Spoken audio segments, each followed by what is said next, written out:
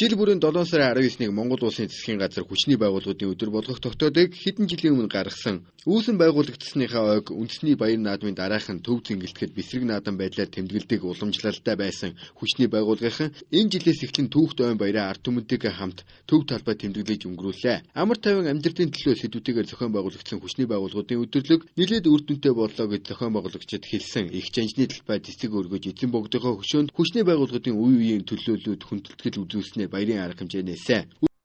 Өдөрлөгийн хүрээнд замын хөдөлгөөний аюулгүй байдлын болон мөн биеийн үнэлэг, хар тамхи мансуурлаас залуучуудыг урдсан сэргийлэх болон байгаль хамгаалах чиглэлээр олон төрлийн гэмтгээс урдсан сэргийлэх чиглэлээр цагдаагийн нэгж албад бүр урдсан сэргийлэх ажил болон таниулах мөн хууль зүйн зөвлөгөөг ард иргэдэд өгсөн ийм хэлбэрээр зохиож байна.